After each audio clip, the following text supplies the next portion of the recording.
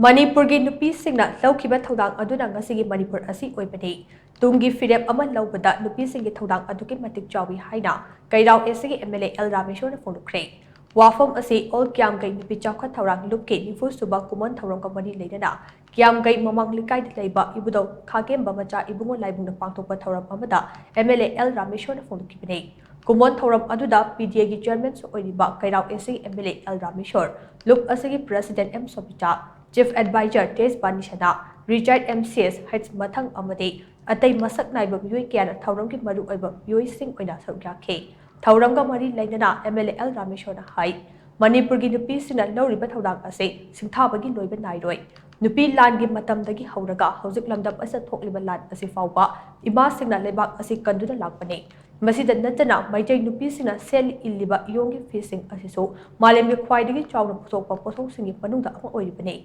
Iyonggi pothok sing ase karigumba mapandagi pusilakpo aramnabade achoba senfam ama mapanda chalamgadabane pumnamak asigi yenglaga lamdam asigi nupi singda puning thawatba amade makhoina changsilakpa thabak thawram singda saruk yab haibase tangai fadaba amani haina mahana phunokhe kiam gaida paikhatliba chawkhat thorangi matangda palladuna mahana makha chana hai Manipurda nauna paikhatliba ring road ase kiam gaidagi hawgadabane ring road ase sem sanaba lakpa singi mafam pikre Athubada ring road ki thabak hawrlagani masiga iroinana kiam gaida nupi kaithal ama sanaba amade lam koiba singi mafam ama samgadaba konare masigi mathakta manipurgi puariga tatna thanaba yadan leidiba leisang hiden ase kannaba thabak thauram kaya amaso paikhatpa hore haina mahana makha takhi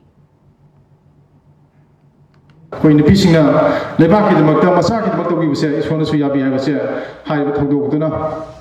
Saki Nabasima, I Tamzake, season of the Matamamada, Kangladi, and Simon of Toki, but my base in Loukhiba Road, I think about the Damuxo, Kangladi, Apoye, Oktoki, then that Midanga, Imai Bensing, Hansing Karagana, Matamarasu Nizaki, Kuku, the Vidamakoina, Numitu Shona, when the Kasari Poto, Loukhiba Sakina, my other punky, the liquid of Manipur, the gate, Apoy, Kanglado, Simon, so Loki, Yama, to Puna was in a seat, Imai Bensing, Leva Kalakalai, Adukamakon, Hybrid, so Tabi have the motion Chimbani, Manipur Ging a Silla, Koina, Hingipun was in a seat. Where when the pitching Yam Chorba, Thoudang Lay, at the Matam Levi Kipikazo, Lebaki, the Makam Masuki, the Maka, Imai Benson, Pishing, Nizabada, Bibi have a summation, Ngasigi Thomasida, appointing Sing Jabane. Ngasigi Thoudang Aduna Sarukya Kibe, all Kiamgai Nupi Chauka Thoudang Luki President M. Sobitana Hai. Layoi Krabi Kiam Gigi Ima Iben Sina Patik Mayai Lena Tambiramba Look Ase, Matam Kara Sirabasu Hobject, Ima Sing Aduki Matung Induna, Laybaki Tabak Tawai Kaya the Saru Kaba Kamdaba Tawai Hakchak Kauna Hodade. Mamang Jagi May Humdagi Torok Irang Asidaso, Look Asida Yaubat Lakai Taruki Pera Pai Sina Amato in Liminaduna, Laybaki Tawai Kaya the Saru Kadun Lakle. Makata Nasu Laybak Ase Kanabagi Tabak Land from Kaya Tenganaba Sem Sadun Lady Haina, Mana Makataki. Kiangoi hariba lam asidadi aikoina sen mitlon gi phibam phatabana maram maina akoina jwar gi nisana singba khoi ragau khawbana singba se